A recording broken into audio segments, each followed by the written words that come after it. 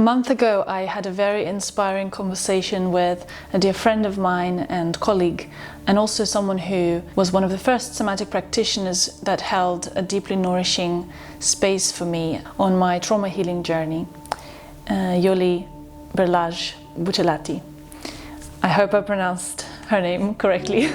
Jole specializes in helping highly sensitive people, and in this conversation we explore the link between being a highly sensitive person and having a borderline personality disorder. I believe that this is such an important topic that can shine a light on many what we call mental health conditions, not just BPD. So I am very excited for this video to reach as many people that are looking for answers, solutions and hope. We also delve into other deep topics that intertwine with this. So my hope is that you find this video educational, entertaining and reassuring. First, I would like to introduce Jole to you. She is a holistic coach, performance mentor and a trauma-informed facilitator who fuses together arts, science and embodied healing.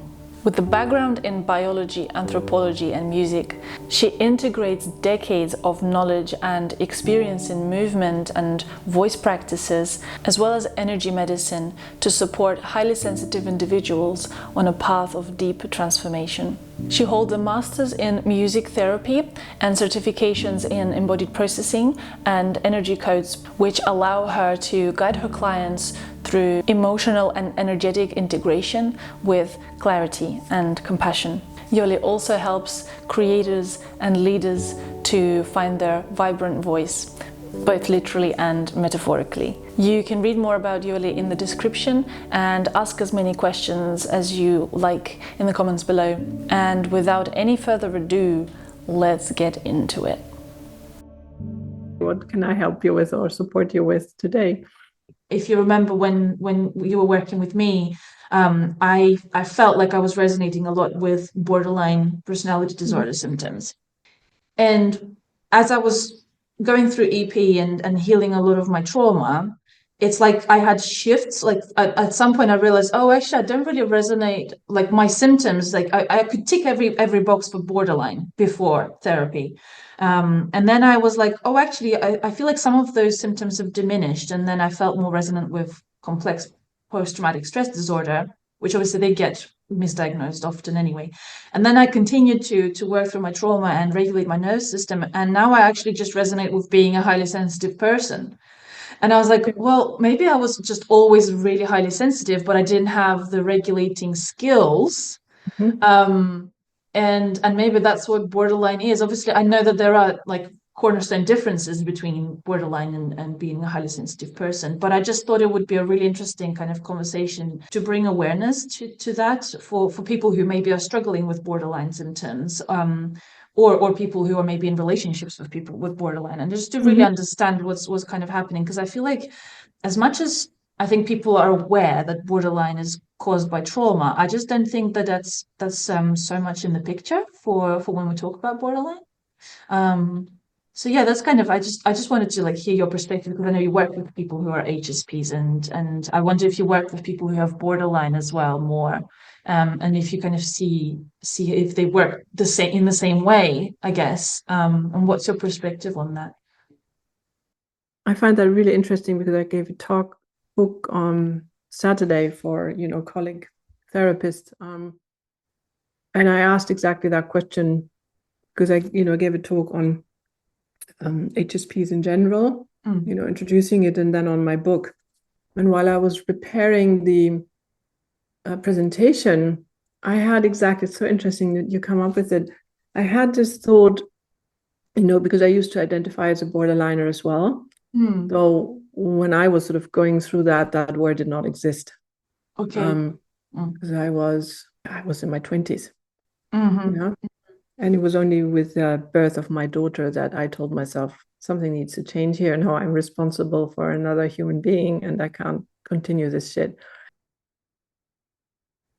So I think that question is very relevant. And I will explain to you why, because I believe, or I have a question, a hypothesis that a lot of borderliners are actually heavily traumatized, sensitive people. That's exactly how I feel. Yeah, Mm. yeah. Because when the trauma went away, I was left with my essence, which is I'm just a highly sensitive person, right? Mm. And it's like, oh, how do I now manage that? It's not really like something I need to get rid of now because that's just the way I am. I'm a highly Mm. sensitive person, and now I see it as such a strength, and I can alchemize it, and like it's just a beautiful thing that I love about myself. Whereas before, because of all the trauma and dysregulation, I You couldn't deal couldn't. with it. No. No, and this aspect of, borderline is also to be, emotionally volatile, but to the extremes. Right. If you take the trauma out, you get that emotional, let's call it flexibility, or ability of highly sensitive people to go deep into joy and deep into sadness. Yeah, and we do that really quickly. Yeah. Um, so there are many aspects, this aspect of not being able to bond with other Mm. people properly. You have this problem of, how close can I get, or you get too close and then you draw back again. It's very typical of people that are not securely attached in any way, and many HSPs are not, because they were not recognized, and so they have a huge deficit in their sense of feeling safe, loved, seen, heard, right? So it's just like borderliners, we crave it like crazy, but when we get it, we don't understand it because we didn't learn how to cope with it. Yeah, So it feels again, weird. nervous system regulation makes it possible for someone to actually look at that and say, so that was part of my past in the last 10 years, is to actually observe my behavior. Yeah. It's always said that borderliners, that you cannot heal, and I don't think that's true. No. No, right. I could look at myself and say, why did I just do that? And I could realize I did it. It was not the other person, it was me who couldn't cope. And by calming down, observing rather than punishing myself, or getting angry at myself, just having that space and being able to stay in that space, I could say, okay, if I have a problem with this, then what would be my next best option that I can choose without going into overwhelm? Yeah, That's how I learned. Yeah. that's good. Yeah, I resonate with that. The pulling away and then wanting someone to be close and then pulling away when they're too close, and it's like I think that through EP, through somatic work, I understood that as the concept of merging. Mm-hmm. And I realized how much I merged. And I think I still do it. And it took me so long to even observe that moment because it's so automatic. It's such a nervous system thing that I don't recognize doing it. It just happens, and then suddenly I'm dissociated, and it's like what's just happened. And that part that you're talking about is like a self-awareness that I didn't possess before. Yeah. Things were just happening, and I was a Mm. victim of it all, and I had no control over any of it. And that's what was causing so much overwhelm because there was no me. There was just things that were happening, and I continued to merge with one thing and another and another, and I just kept moving my being from one thing to another, one emotion to another emotion, one person to another person. But it was never like this is me and this is here I am, and things that pass, they're not me. They're aspects of me, or they're expressions of me. And that was such a huge shift to be like, Mm. oh, I can. And I think I remember also first time I've experienced it was in our sessions as well. It was like it's stuck in my head, how you were telling me to experience kind of merging and distancing and experiencing two things at the same time, like the tools that you Mm. were giving me. And it really was like a shift. It's like my brain didn't realize you could do that. Yeah. It was amazing. Yeah. Yeah, I think you are addressing a really important aspect here that is especially important for, highly sensitive people, or sensitive people, whichever term you like to use. And, this desire, or this aspect of merging, for sensitive people, has two aspects, really. One is, when you've had adverse childhood experiences and you did not learn to that you're not merged with your mother. You know, if you sort of get stuck in a very early stage, or you want to merge because you don't know who you are. It's like you expressed, I was never at home. Yeah, so you need to find a home somewhere else in order to know that you're here. Right. So that, you know, happens to everyone that has a disturbance or interference at a certain age. But I remember we talked about the energy body. I think that's the exercise you referred to. And sensitive people have a much more attuned energy body. And it's part of our toolbox, which if we use it well, it's a really fantastic tool. But if it's on autopilot and we haven't learned how to use it properly, then we tend to merge with everyone, because that is an impulse that we have in order to be able to read situations and people. We do it by default. So if we have these two aspects together, we really have a lot of problems, because from that place, you cannot heal. No.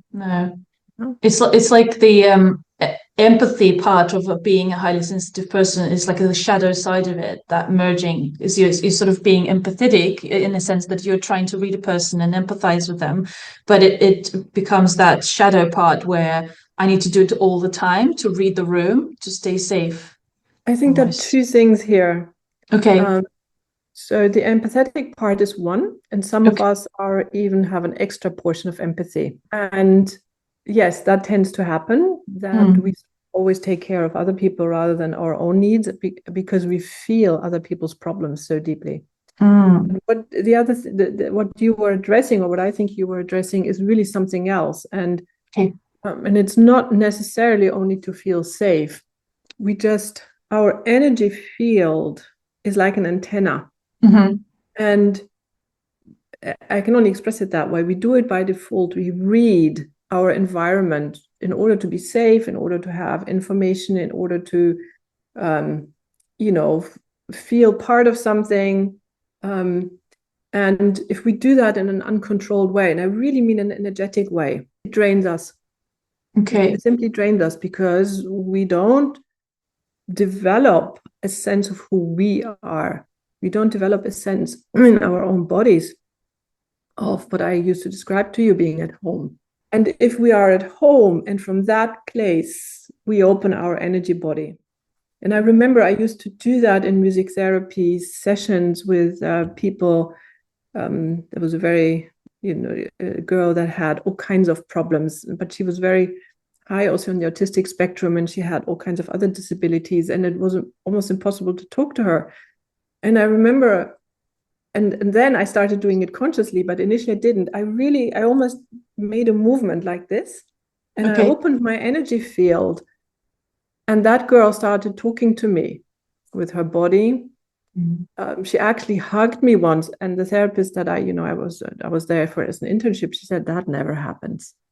And it happened because I consciously opened my field to her field, so she had a way to resonate with me, to communicate with me.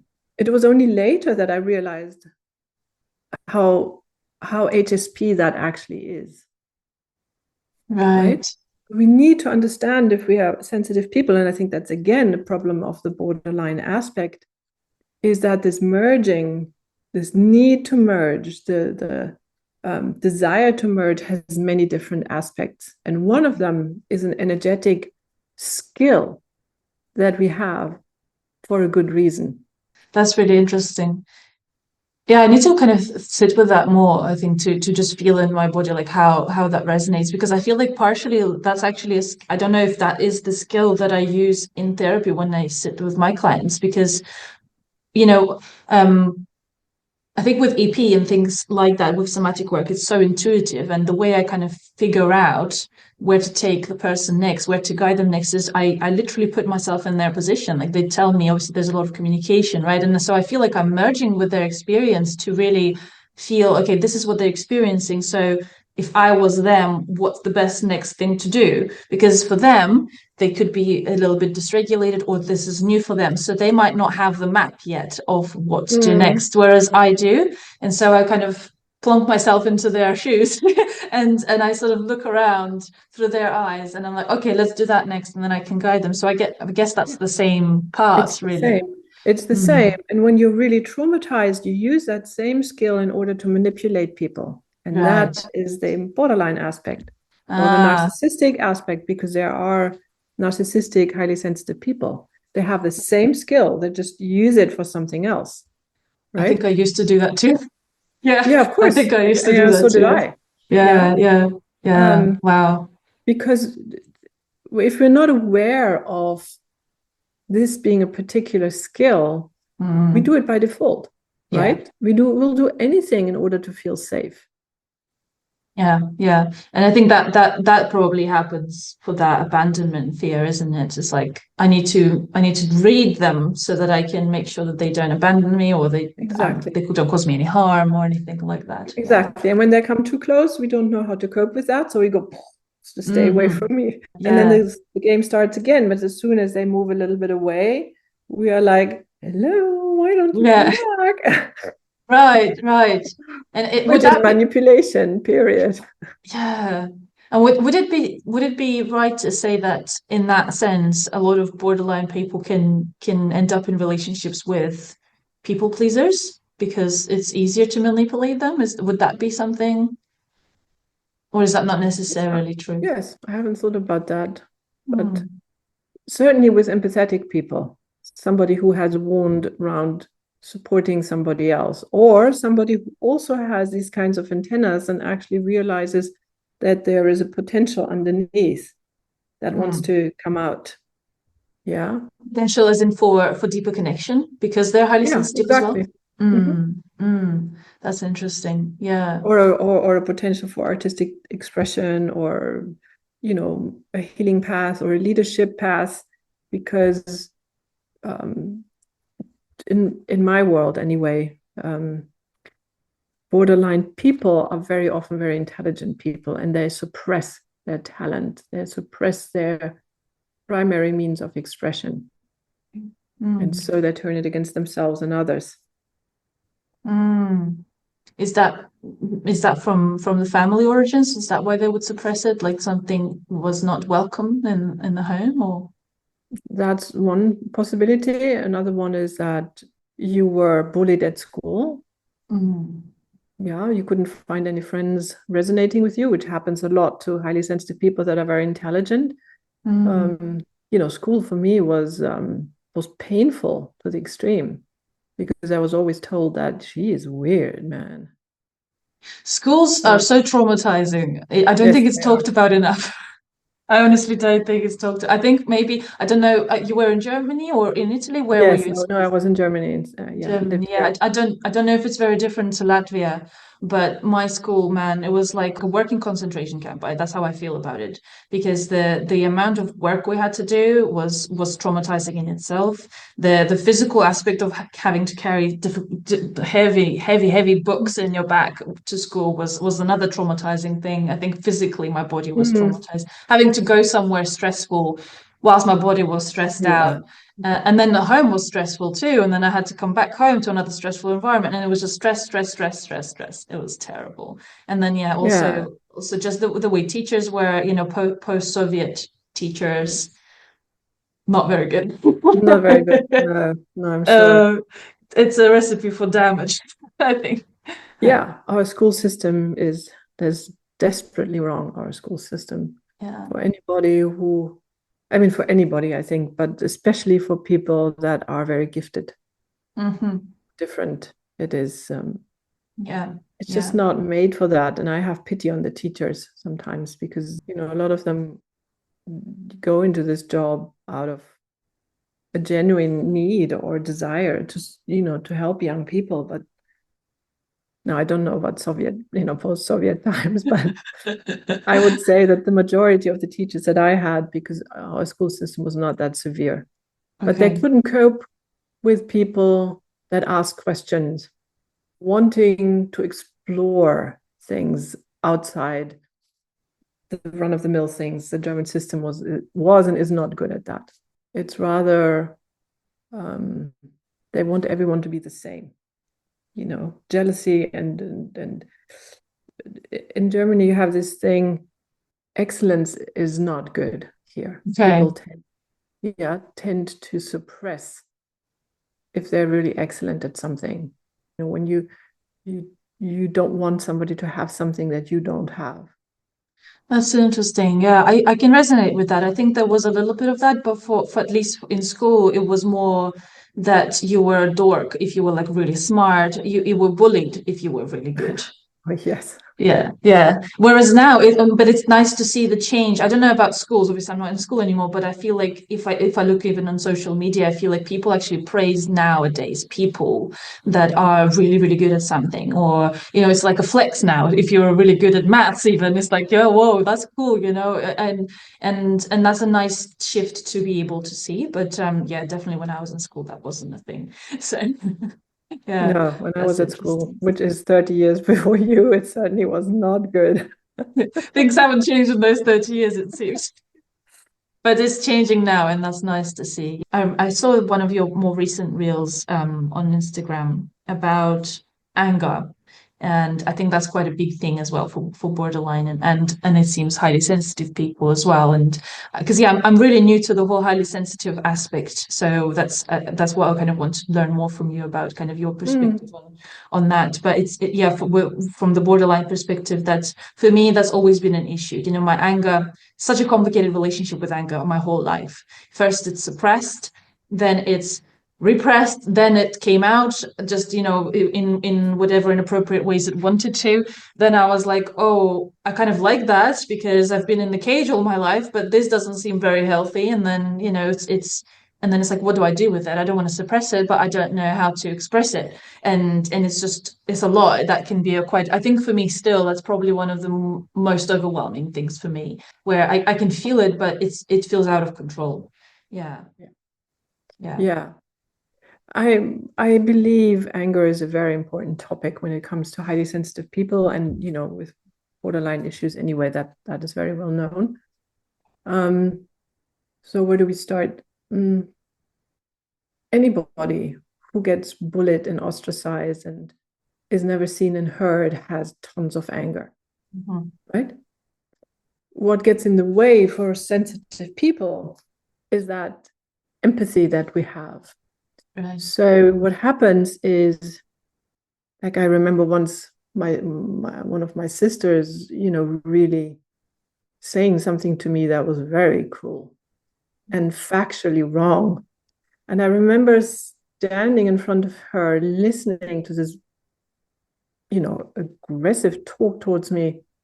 And I really remember thinking, if I'm going to give her the answer she actually deserves, she will feel really bad. And I didn't say it. Right. And years later, I thought I should have said it because it would have saved her and me, but it certainly have spared me a lot of pain. Just putting someone in their place. And I didn't, out of empathy for her, right? Because I knew she had a deep wound around that. So that's a trap we get stuck in because we feel other people's things, and we don't want, as a rule, to hurt people. Even if we are borderliners, we get stuck with that resentment. Okay, because I would have been in my full right to say, excuse me. Yeah, but so that is one thing, and the other thing is that especially women are still told that aggression is not something we should express, right? The problem is that anger is the flip side of your own personal power, and that's what I said in that reel. Yeah. So if you do not find a relationship to your anger, you do not find a relationship to your own power. So we get stuck in disempowerment out of various reasons, right? As HSPs, we want community, but it's very hard if you're in a community and you've been bullied to stand up and say, I'm not going to tolerate that. Yeah. So it takes a lot of what you and I call being at home. Yeah, to be able to very quietly and calmly or clearly say, I'm not going to have that. Okay. Yeah.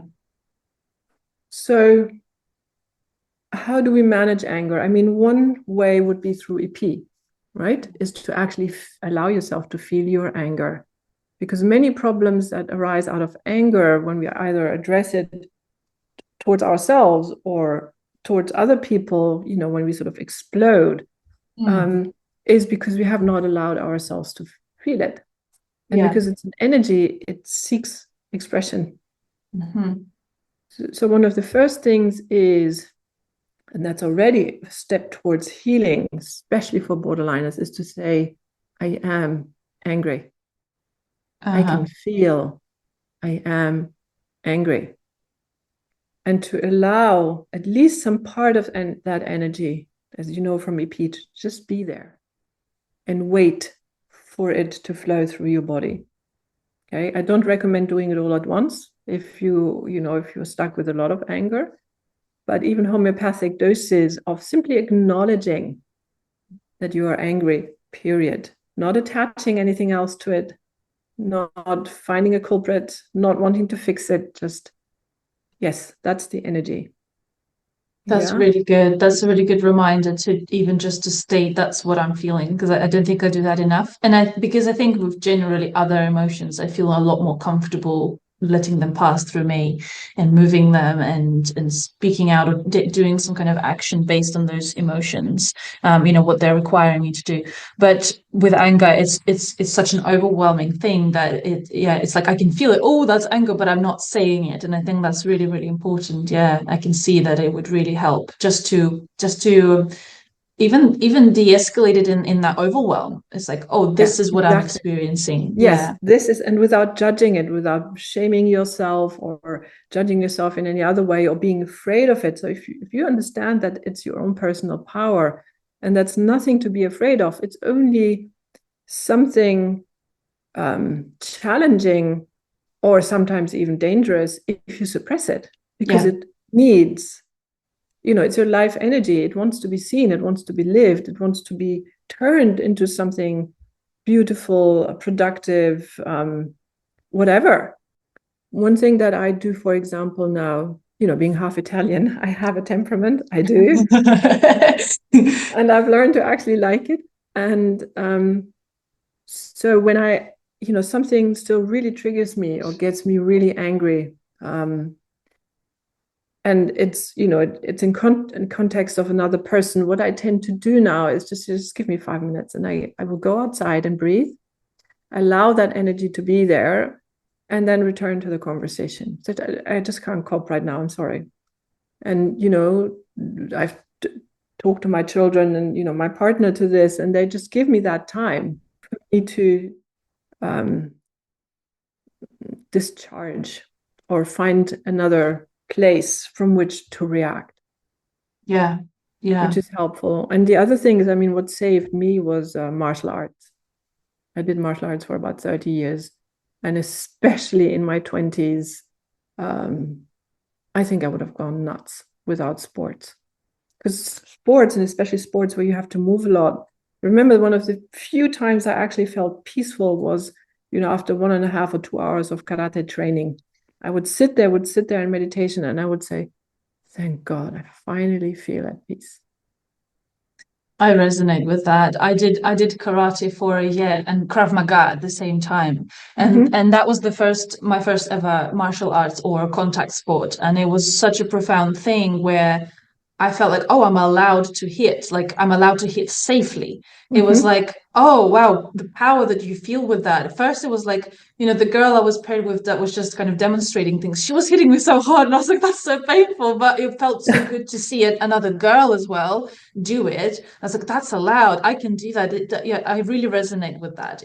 I feel like everyone should try that, even just not. you know, when they say like you should learn martial arts for self-protection, I don't even think it's the techniques themselves. It's the power that you get to feel that I can feel my body, I can feel my boundaries. I know what my strength is and what it isn't. Like, it's so amazing. I really love Yeah, that. it's I mean, for me it was absolutely, and I danced a lot. So you can also dance. I mean, if you do break dancing, another form, just move that energy. Don't sit on your butt and recycle the anger, you know, in your own body or dump it on other people.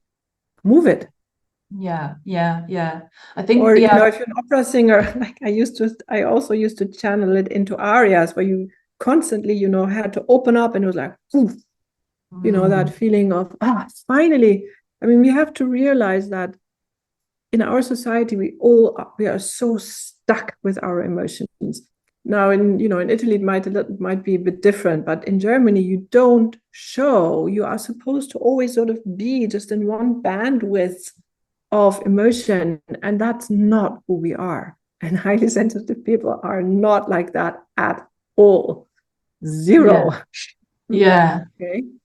So we need to learn to navigate the emotional depth and complexity that we have, and then we become more productive. We become more, you know, whole, and all kinds of expression, be it in your work, be it in your art, be it in your relationships, can then grow and come out and shine and be fruitful.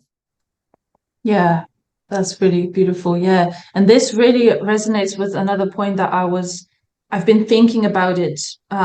It's like been brewing in my consciousness for the last couple of weeks. This idea that I've been really understanding how the whole world, everyone is trying to fit into a template of normality, quote unquote.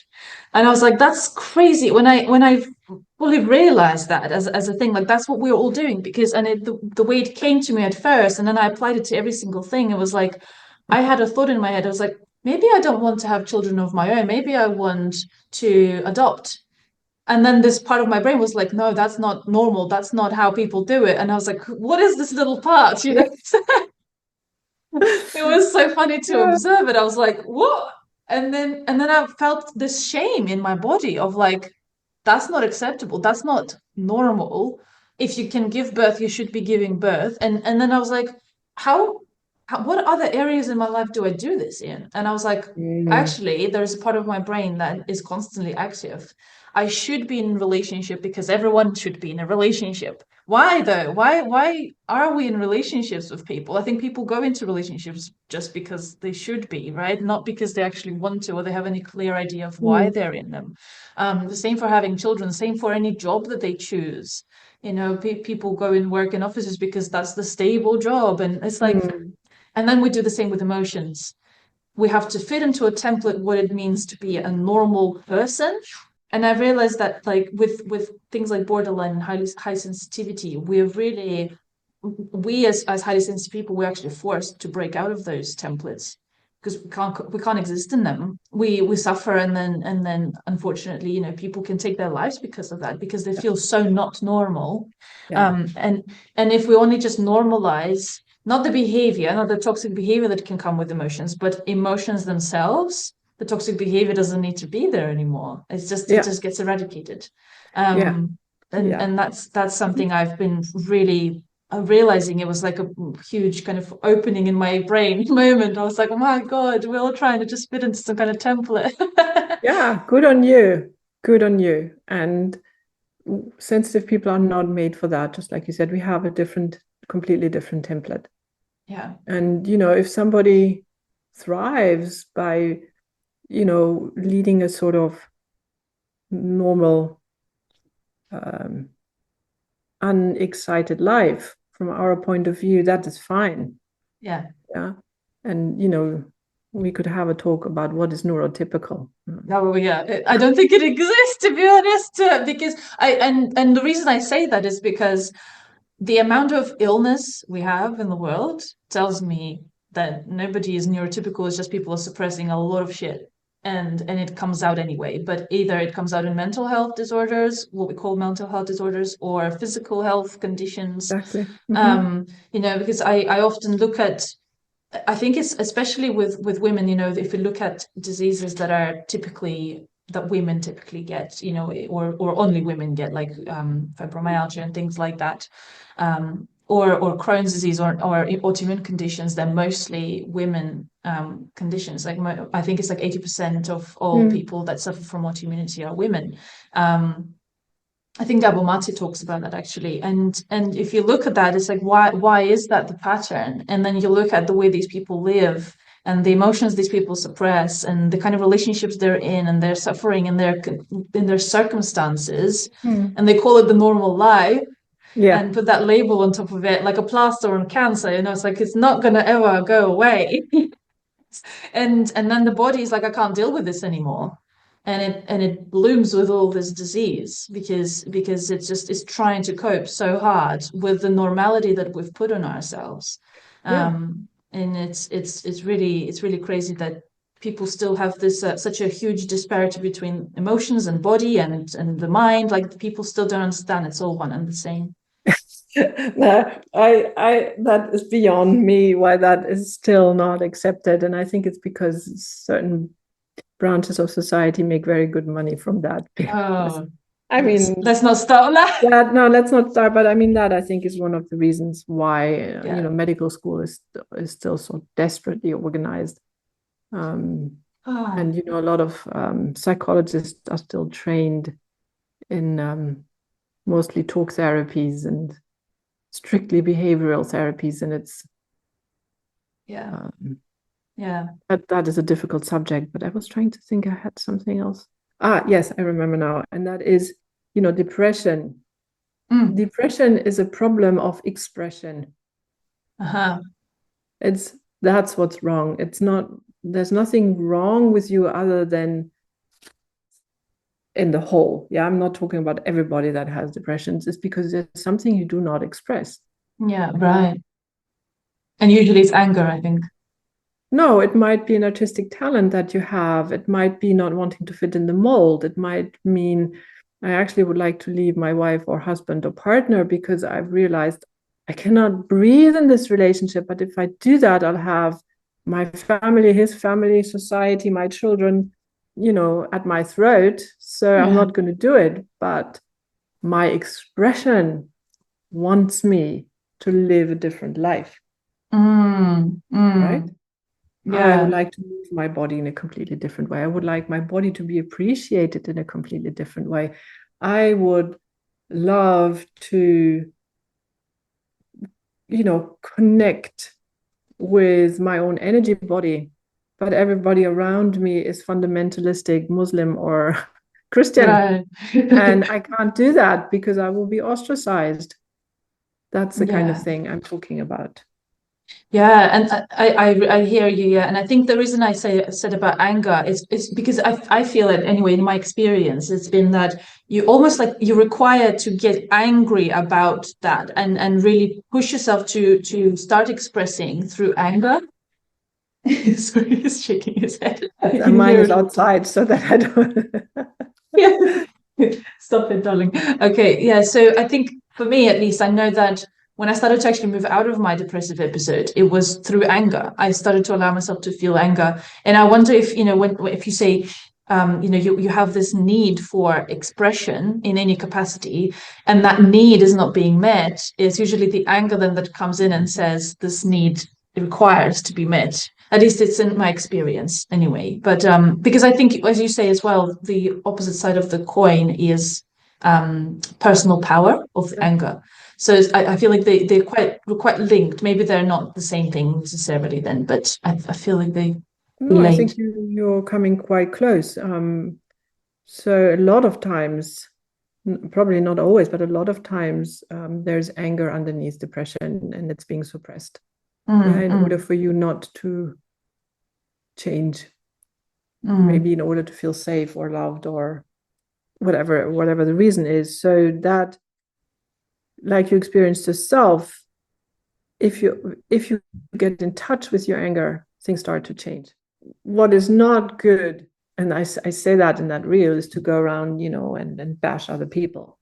Yeah, behavior is not okay. Like that's the difference. I think also actually for borderline people, at least I think that they, if we start talking about anger and they feel like they need to not express their anger, they feel like their anger is not allowed or their anger is invalid.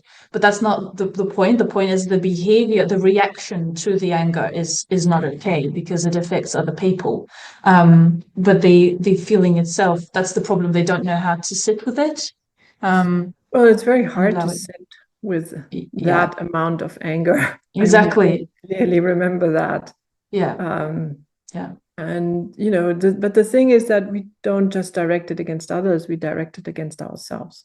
Yeah. yeah. And in my time, we did other things than young people do these days. I would never have cut myself, but I certainly damaged my body Yeah. a lot. I mean, somebody told me years later that even the Koreans in my martial arts dojo said she is absolutely nuts. Really? Yeah. Wow. So, I would really abuse my body. And the only reason my hands, still work is because I was also a pianist. So You needed I to had keep a them a bit limit. safe. Yeah. I was Yeah. also studying music, so I had a limit. But, this was really down. I did a lot of stupid things. Yeah. Because being highly sensitive people, I did not want to direct my anger towards other people. That's right. What did I do? I directed it. I tried to, in a way, it's almost we want to destroy that aspect of ourselves because it keeps knocking. It keeps saying, I want to live. I want to be expressed. I want to be part of the equation. But we are so afraid of that, or we are so much in the unknown about what these aspects really are. Let's say if you've never had a healthy way of relating to people because you didn't learn that, or you were actually punished when you tried to bring that into your family, you don't have the tools on that. And if somebody is trying to teach you, what do, you repeat the pattern that you learned, the toxic pattern that you learned. No, that's dangerous, right? But you still feel, because you're sensitive, that the other person actually wants you good, wants to do you good. So you turn the anger against yourself. Anger and love need to go somewhere.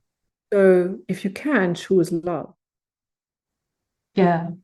Yeah. But that takes time. But then again, that also, the more you express it, the more it returns to you, the more you can feed yourself, right? Because as you know, regulation is something you do with yourself. Yes, there's a regulation with the therapist. If they're really good, they help you. But you need, as you experienced, to learn how to do that on your own. Absolutely. And that really resonates because actually I remember I made a video, I think is it a year or 2 years ago on borderline, and I talked about anger and self-harm aspect of it as well, because I said exactly the same thing. The anger needs to go somewhere. And if you've learned that you're not allowed to direct it at your parent or your sibling, then it makes a U-turn. That's kind of how I said it makes a U-turn. It's like if it can't go out, it will go back in and exactly. and will direct or it like yourself. your stupid teachers, right? I mean, post-Soviet teachers did not appreciate you telling them to, get lost.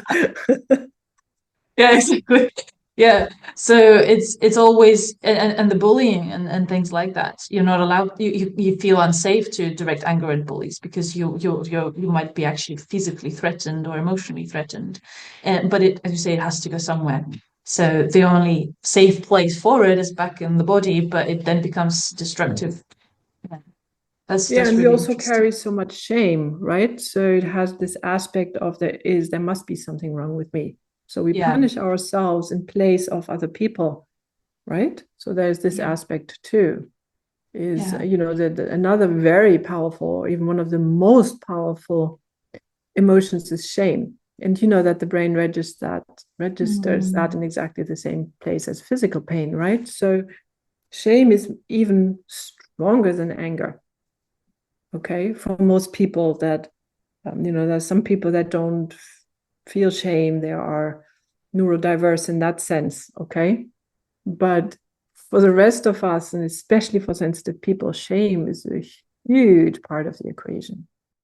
That's interesting. I remember watching a video, I think it was Irene Lyon, I think her name is. I don't remember how to pronounce it. She's a somatic practitioner as well, and she's talked about shame as you have to be willing to smell and taste a dead rat or something like that. That's the experience of feeling shame. It's something so yucky and Mm. it's just like a swamp, and you Yeah. have to sit with it to be able to feel it. That's the experience of it. Because it's about you and identity. It's not something you've done or an emotion in itself. It's you and the way you feel about yourself. It runs deep, doesn't it? That one. Mm. Yeah. Huge topic. Yeah, definitely. Mm. Yeah, and that's something I think still has, and that's I think a really important point with all of it. I think is just to know that it takes it's one step at a time process, because even for me, I feel so different to the way I felt 2 years ago, even a year ago, but there's still aspects that I need to look into deeper, but I feel okay now, and that's the important thing, that you don't have to be fully healed, whatever that means, to have Yeah. a normal life, to have a good life, and to not feel so overwhelmed.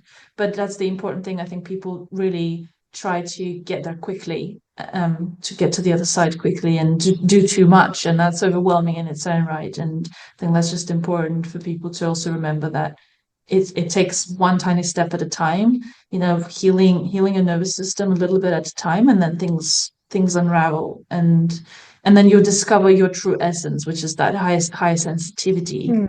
Um, and then you understand actually that was always beautiful, and it was just tainted by trauma. And that's been my experience anyway. It's been really, really nice to see that change, that I can Yeah, now actually like that. I'd like to really stress that, because that was one of the big breakthroughs for me when I, was studying just before we worked together. I was studying, a lot of the neuroscience literature and diving deep into that. Having been a biologist, to me that was really interesting and easy to do. I suddenly realized, oh, look, almost all of the pejorative aspects of high sensitivity are almost one-to-one trauma symptoms. And that was an epiphany for me. I was like, oh, but that is a completely different way of looking at it. And it has empowered me and myself, for my own path, but it has empowered me as a therapist, because now I can actually support my clients a lot better because I've pulled that apart. No, this has nothing to do with you being highly sensitive. This is something else, and it needs a remedy. It actually needs a remedy. The high sensitivity doesn't. That needs regulation. Right. And what I also wanted to say about regulation is to really remember it's tiny steps, and sometimes it's 2 steps back and 1 step forward, 5 steps forward and 3 steps back. And it's these steps back that we find so difficult to tolerate. Why? Because we feel we have failed and we feel shame. That's right. So Yeah. on that path, it is so important to remember that while your nervous system heals, that's part of the deal. Sometimes we regress, and then we take the next step. Yeah.